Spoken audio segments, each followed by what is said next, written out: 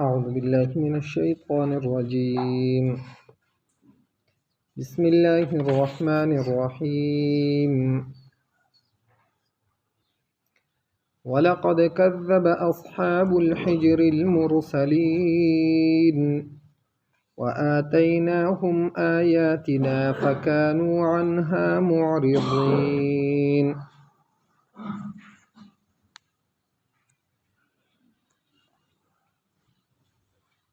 مخکې الله پاک د حضرت لوط علیه السلام د قوم او د حضرت شعیب علیه السلام د قوم بیان وکړو چې دغه خلقو نافرمانی کړې وه. الله پاک په دو باندې عذاب را لېږلی او دغه شانتي د حضرت صالح علیه السلام قوم چې هغه هم نافرمانی کړي و، خپل پیغمبران دروغجن کړي و. د الله پاک د طرف نه راغلي معجزات هغه ته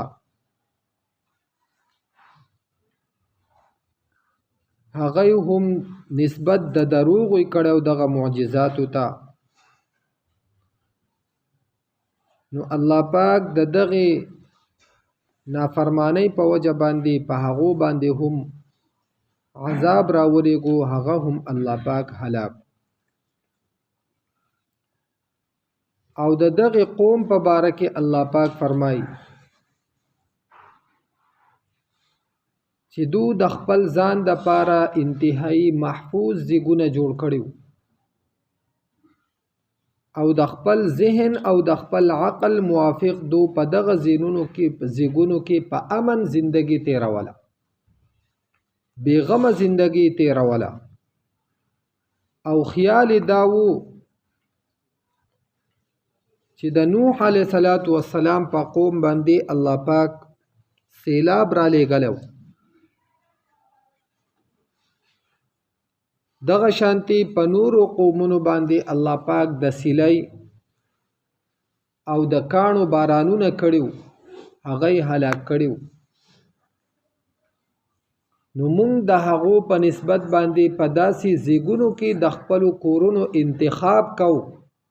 چې هغې ته به سیلۍ هم څه نشي ویلی، دغه شانتې اوبه به هم هغې ته نه ځي او نور د کاڼو وغیره باران هغه به هم په هغې باندې اثر نه کوي. نو دغې خلقو په غرونو کې دننه انتهایی په کاریګرۍ سره کورونه آباد کړو او په هغه کورونو کې نقش و نگار دا هم کړو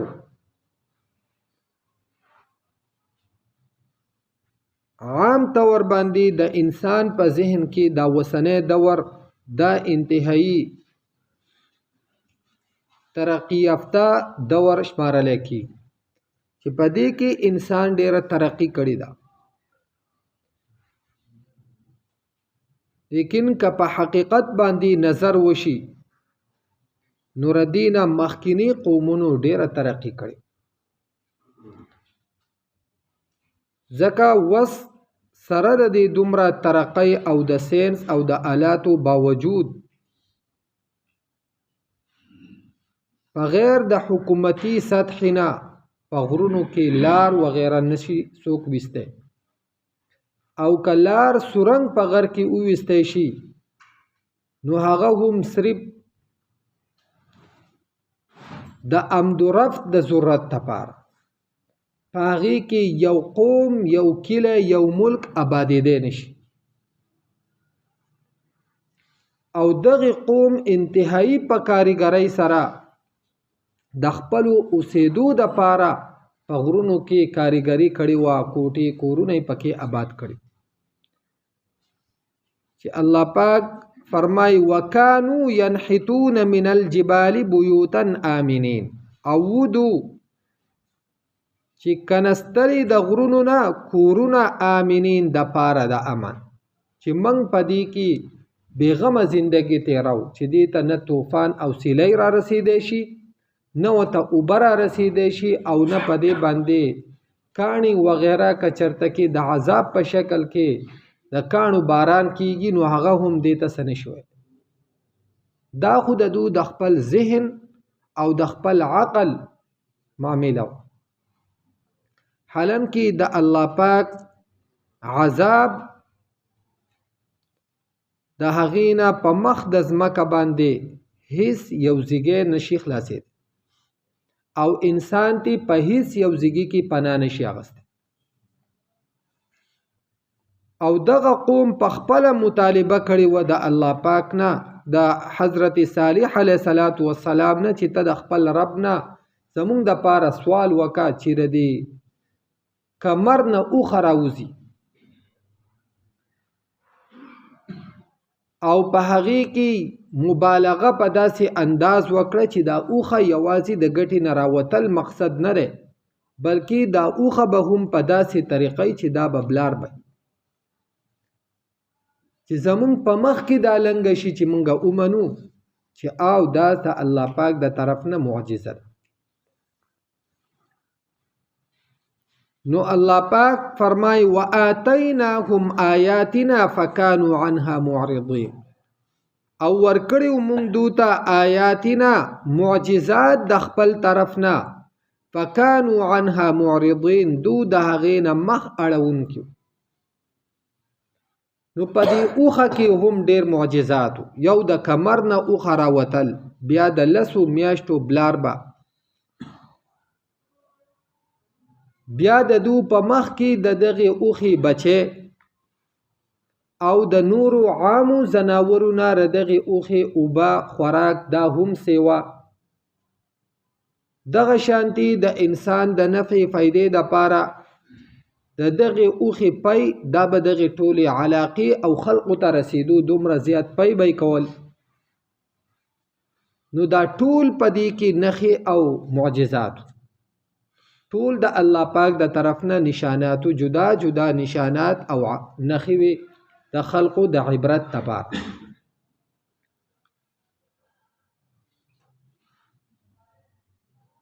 صالح علیه السلام دغه قوم ته ووی چې ګوره دې اوښې ته چرته ضرر نقصان ونه رسوئ. هذه ناقة الله لكم آية فذروها تأكل في أرض الله ولا تمسوها بسوء فيأخذكم عذاب قريب. وردا د الله پاک اوښه ده، دا پرېږدئ ځانه به خوراک څښاک کوي، د دې د خوراک څښاک ذمهواري هم په تاسو باندې نشته.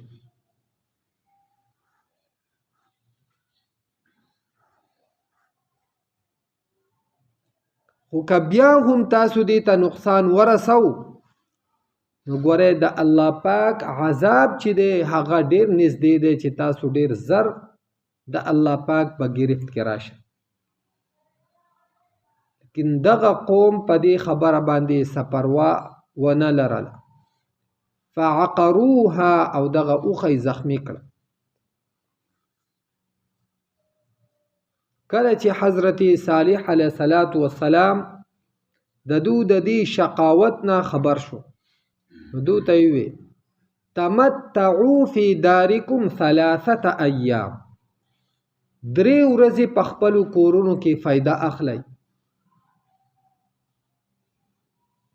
د 3 ورځو نه اخوا ستاسو دپاره نور په دنیا کې د زندګۍ نښې نشانات نشته. ذلک وعد غیر مکذوب، او دا کومه وعده چې ما ستاسو سره وکړه وره دا دروغجن کیدونکې وعده نه ده، په دې کې هیڅ دروغ نشته.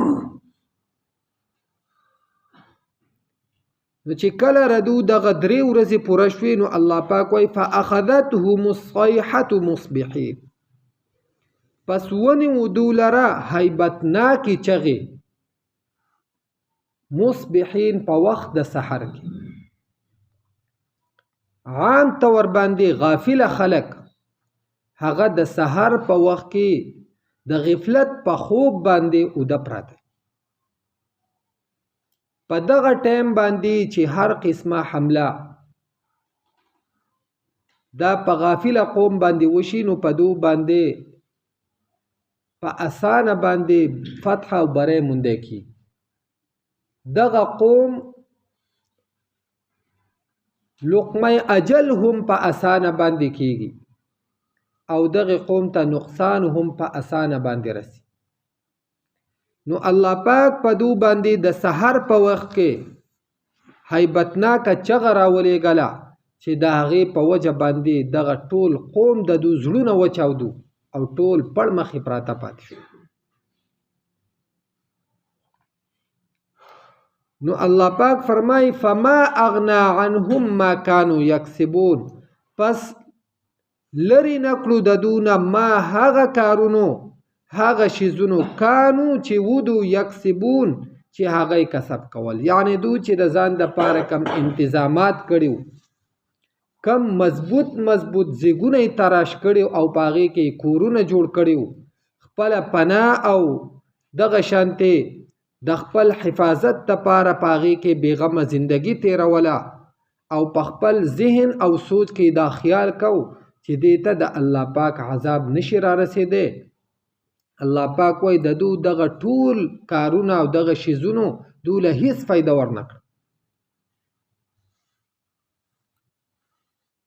وما خلقنا السماوات والارض وما بينهما الا بالحق. الله پاک وای مونږ زمکه اسمانونه ندی پیدا کړي او نه هغه څه چې ردی په مینس کې دی الا بالحق مگر د حق ښکارا کېدو د پاره. د ازمکه اسمانونه یا ردی په مینس کې چې دا کم نظام مونږ ته په نظر باندې راځي، کم د الله پاک دا قدرتونه دا عجایبات چې مونږ ته په نظر راځي، یا هغه شیزونه چې مونږ ته په نظر باندې هم ناراضي او زمونږ عقل د هغه ادراک او سوچ هم نشي کوله. الله پاک وای دا ټول شیزونه دا ما عبس نه دی پیدا کړی، دا یو لبا او یو طریقه نه دی چې چلیږي، بلکې دا ما د حق کار کېدو د پاره پیدا کړی دی چې دا انسانان په دې کې سوچ او فکر وکي او د دین زما وحدانیت تو اومني.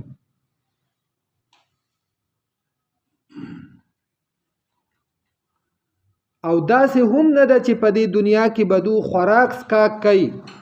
دلته کې به خنداګانې عیش عشرت کوي، زما نافرمانیانې به کوي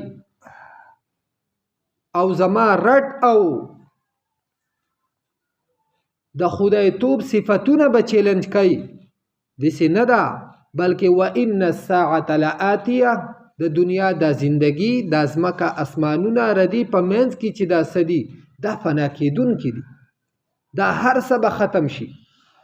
تاسو چې په دې کم شیزونو باندې مغرور یې، په دې کم شیزونو باندې دوکه خورئ او دا کم شیزونه د خپل بچاو د پاره اسباب ګڼئ، دا ټول شیزونه به ختم شي. یقینا قیامت لآتیه خامخا راتلونکی. فاصفح الصفح الجمیل، پس مخ واړوه په اړولو ښایسته سره، ځکه ان ربک هو الخلاق العلیم، یقینا رب ستا هغه پیدا کوونکی او پوهه دی په هر شیز باندې. کم خلک چې خبره نه مني، تا ته تکلیف در رسی، تا ته رکاوټ جوړیږي، نو د دغه خلقونه په ښایسته طریقه باندې مخ واړوه، یا د دغه خلقو په دې تکلیفونو او په مشقتونو باندې صبر کوه، ځکه ستا رب پیدا کوونکی د هر شیز دی او په هر شیز باندې پوهه دی. یو ورځ را روانه ده چې الله پاک په دوله ردو د دې عملونو بدله ورکړي. هر انسان به بیا خپل اعمال نامه هغه په خپل باندې پړاوي. الله پاک به تو فرمای اقرأ کتابک کفا بنفسک اليوم عليك حسیبا، خپل عمل نامه په خپل پړاو، ستا د پاره بس دا په خپل باندې کافی او پوره ده.